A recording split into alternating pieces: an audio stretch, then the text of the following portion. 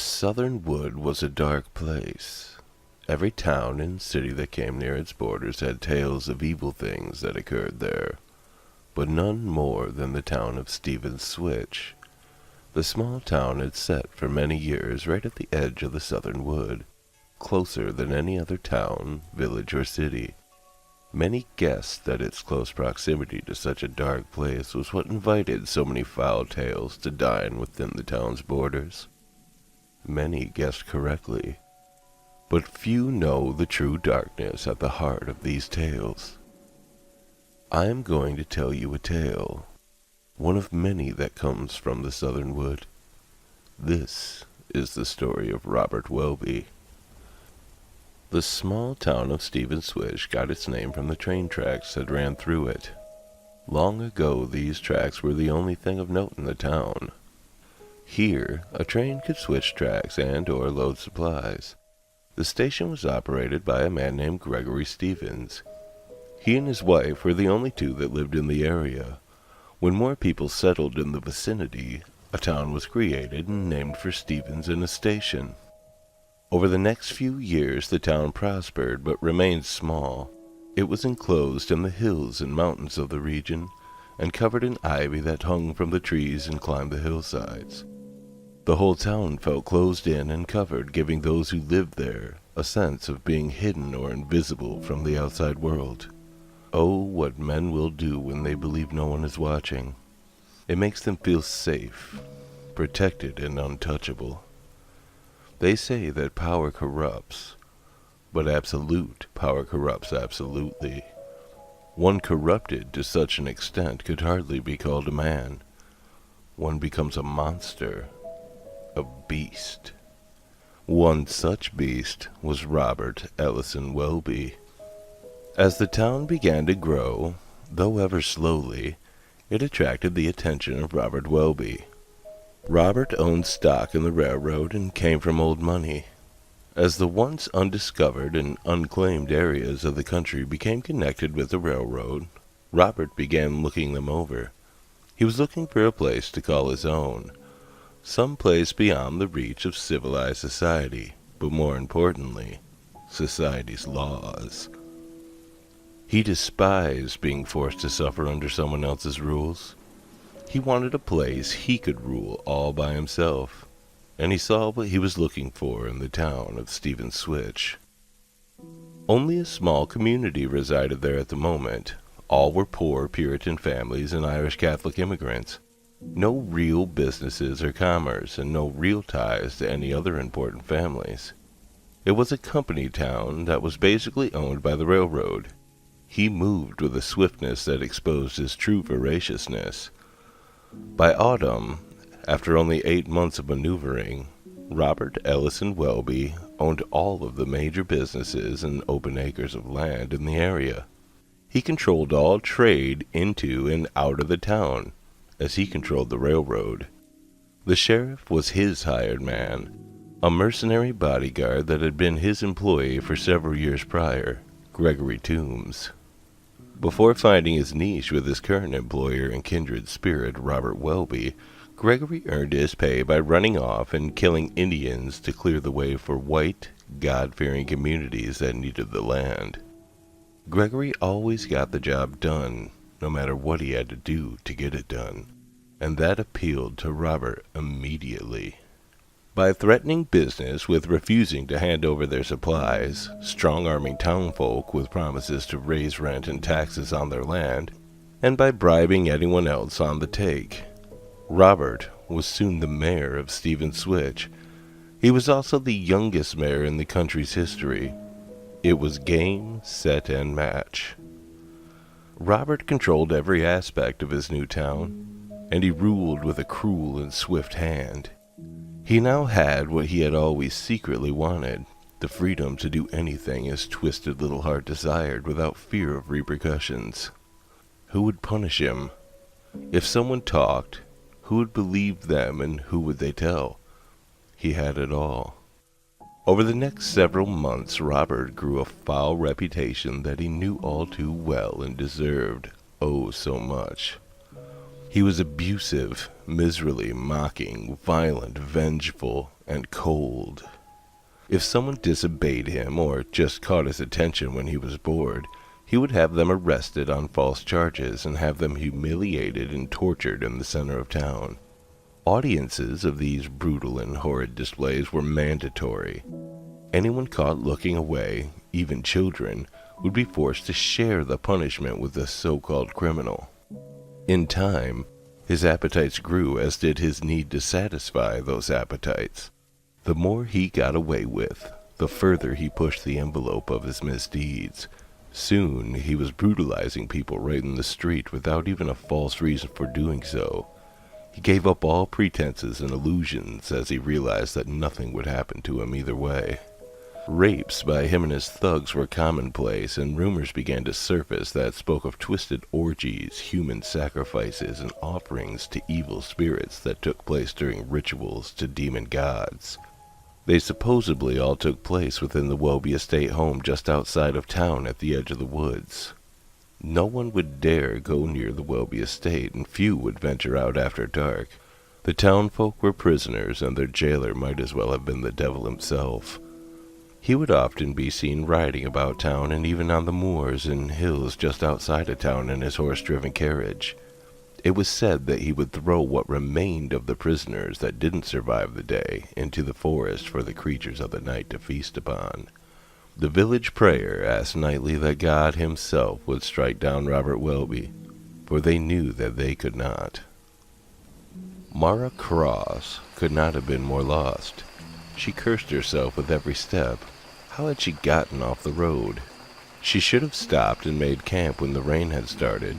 She should have stopped and made camp when the sun began to turn in for the night. She should have, but she had been busy pondering and daydreaming about what lay before her. Sure, she had been a city girl, but she knew she could do it. There was talk of land south of the city that was up for grabs, and she could purchase it in her father's name. With a railroad so close, Mara could not imagine a better area to start her farm. She could have her crops in city markets days after harvest. Sure, she'd start with next to nothing, but with some elbow grease and a ton of determination, she was sure to be a success.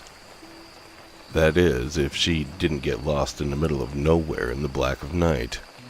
She felt so stupid. She knew as well as anyone that you stick to roads no matter what. But here she was, aimlessly wandering around in the rain at night trying to find the road. For all she knew, she could have been walking further away from the road with every step. When that idea popped into her head, she stopped dead in her tracks. She tried to make anything out in the drizzle and darkness before her, but to no avail. She finally accepted defeat and sat down in the grass. She sat there pondering her silliness and mocking herself for several minutes when all at once she heard something. Muffled thunder maybe, but doubtful. It just kept up and slowly got louder. Mara looked up into the night again and jumped up with glee as she saw what was surely a lantern light. It was moving fast. There were horses. That was the sound. She was sure of it. A wagon or a carriage. It had to be. Maybe they would be kind enough to take her to an inn.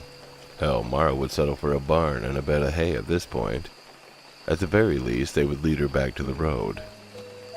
As she watched, the carriage began to head off. Of course, they wouldn't be able to see her. She wasn't waving a torch or a lantern in the air. Mara quickly began screaming after the carriage, trying frantically to get the driver's attention. After the fourth yell, the carriage seemed to stop and then slowly began to head in her direction. Thank God they had heard her, Mara thought. She continued yelling until she was sure the driver had pinpointed her location. Then she waited patiently for the carriage to slow to a halt. The driver sat quietly in his seat facing forward with unwavering focus. Mara was just about to speak to the driver to try to break his obvious concentration when the side door to the carriage opened. Mara saw before her a man of obvious gentry. He had dark hair and piercing eyes. He was dressed in finery that Mara knew she herself would never be able to afford. She was surprised to see a man of such apparent wealth stopping to address the likes of her. Mara was just about to apologize for disturbing the man and let him go back on his way when the passenger suddenly asked her, with concern in his voice, why the girl was out in the wilderness at night during a storm. Mara, feeling honored by the gentleman's concern, explained her situation. The man laughed, explaining how she had bumped into the right man. The man told Mara about how he was the mayor of the very town to which she was heading. "I knew I hadn't seen you before," the man said, ushering Mara into the carriage. Once inside, the carriage began to move again at a steady pace. "Care for a drink?" That is very kind of you, sir, but I wouldn't want to take advantage of your hospitality. You've already been too kind helping me out of the rain and offering me transport.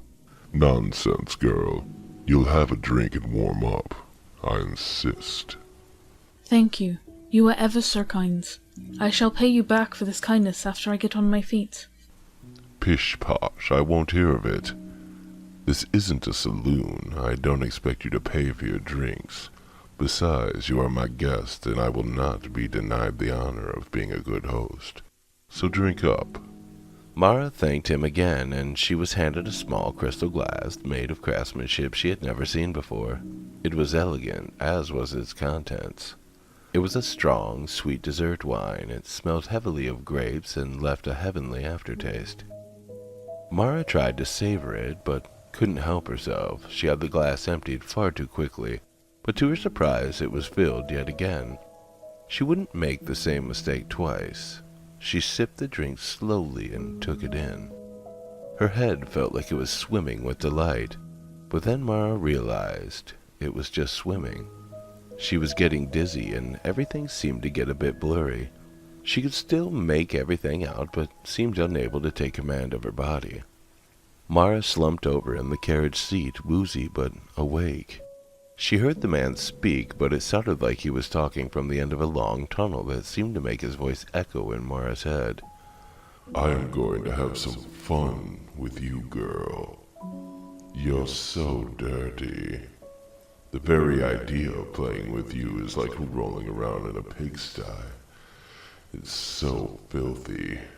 I love it. I'm going to use you in ways you can't imagine." Mara couldn't believe it.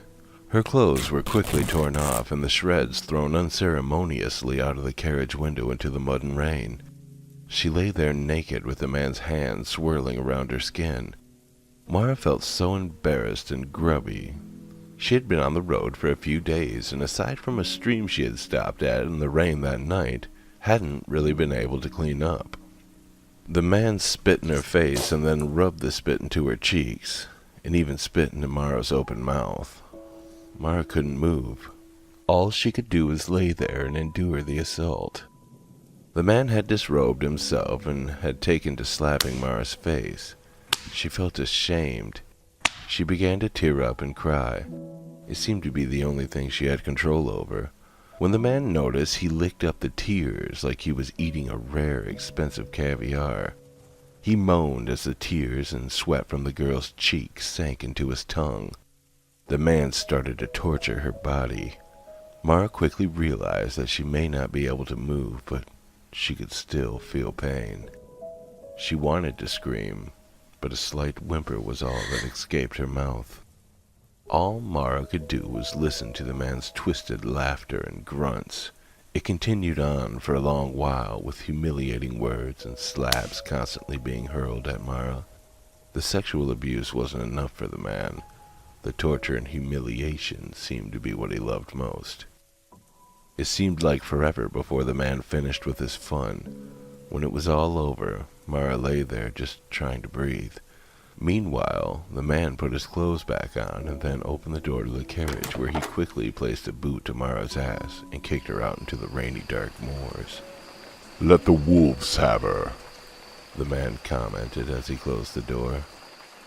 Mara looked up at the sky, struggling for air and hoping the rain that was falling into her mouth wouldn't make the situation even worse, though she knew it would. She still couldn't move, but she could hear the carriage galloping away. She laid there for a few moments, feeling near death, when the clouds parted. She could hear a long, eerie howl as the moon appeared in the night sky, lighting up the fields. Just as Mara felt death's fingers closing around her, she heard a voice. "Do you want death?" Or do you want vengeance? Mara thought the word vengeance over and over again, hoping whatever spirit it was would understand her wish. She barely felt the sharp rip in her shoulder.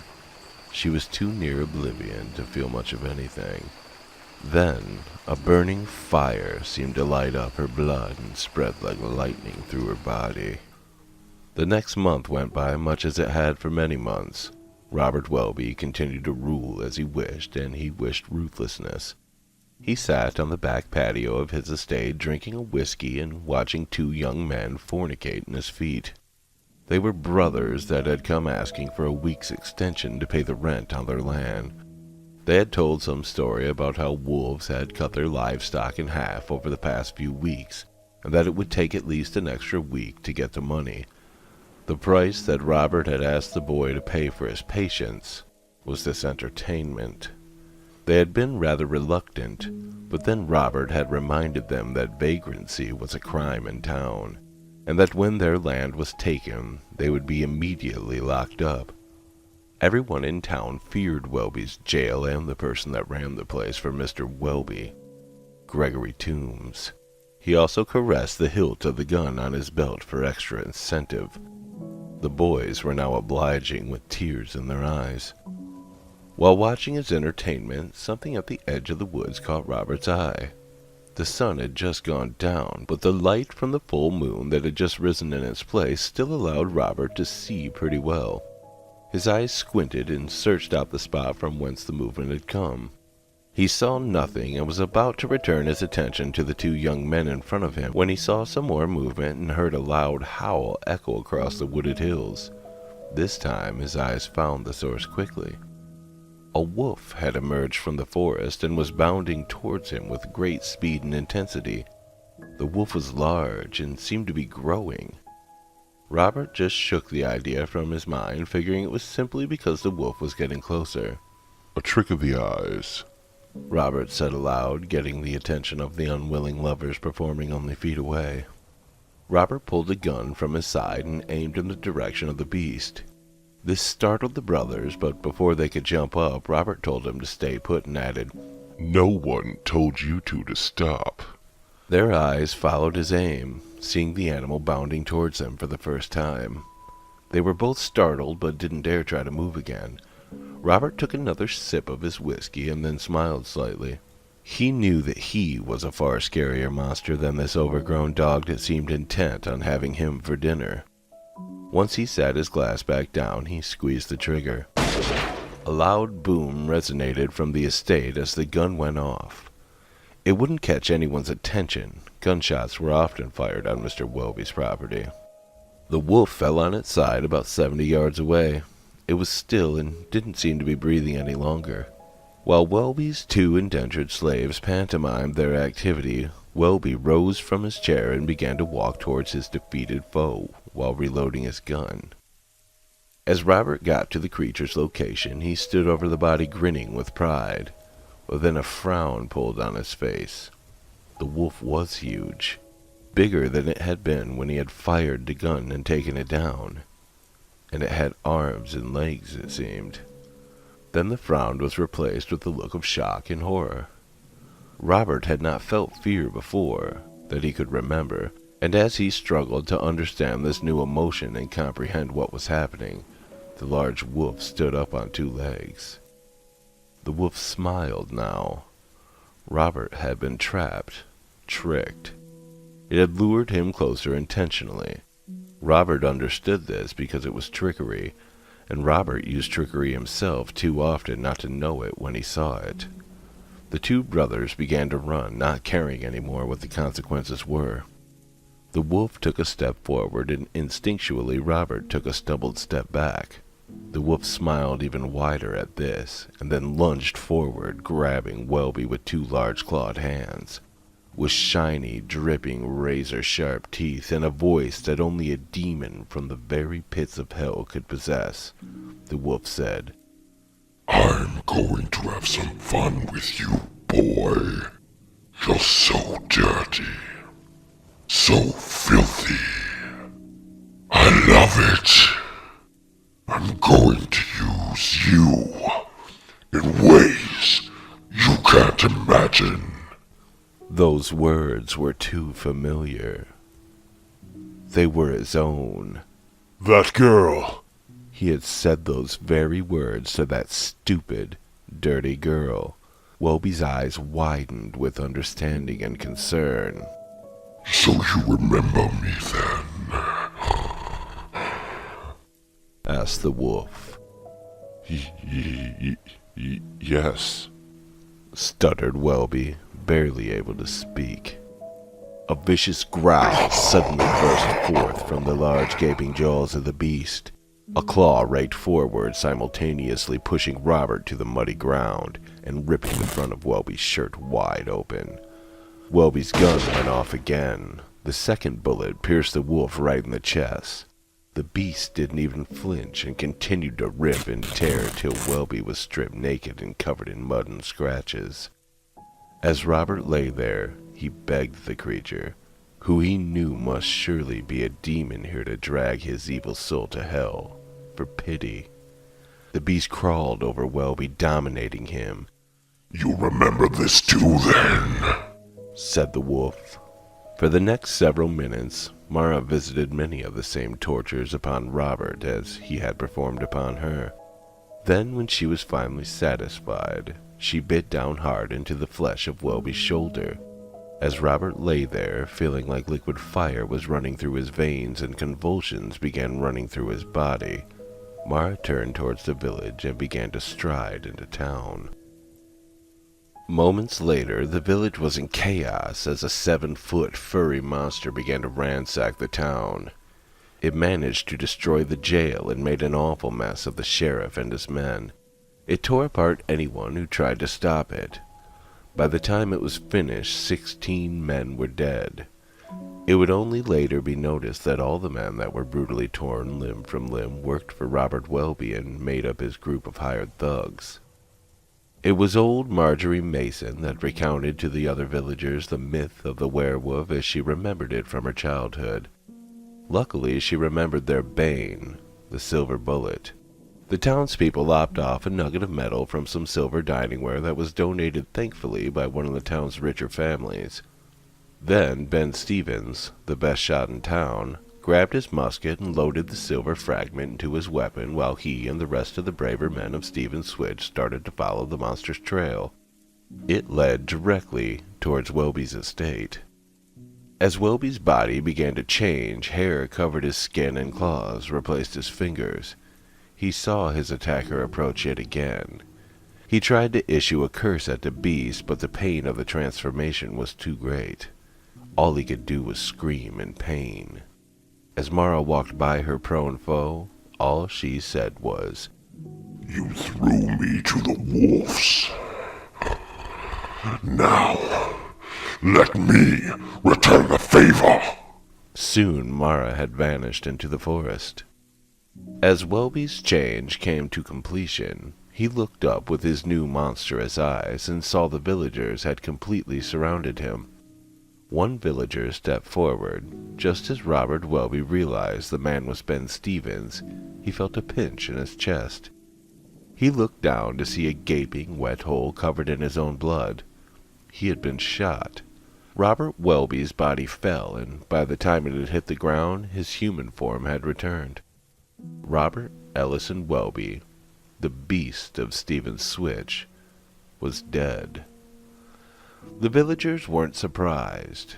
They always knew he was a monster. They buried his body in an unmarked grave, burnt his estate to the ground to purge it of its unholy existence, and then never spoke of Robert Welby again. They never had to. Nobody ever came looking for him. Mara simply rejoined her pack. Avenged and satisfied, no one ever knew she had truly been the one to execute Robert Welby, so no one ever tried to hunt her down. As far as the villagers were concerned, they had killed the werewolf, so Mara and her pack were left alone. She lived a full life. She was loved, protected, and acknowledged. She had a family of pups, learned to love the peace of the woods, and died old and content. She had found her success. Just remember one thing. In what caliginious day or glowing night could one truly trust another's intention? With labyrinthine minds and murky hearts do we meet on this gossamer country.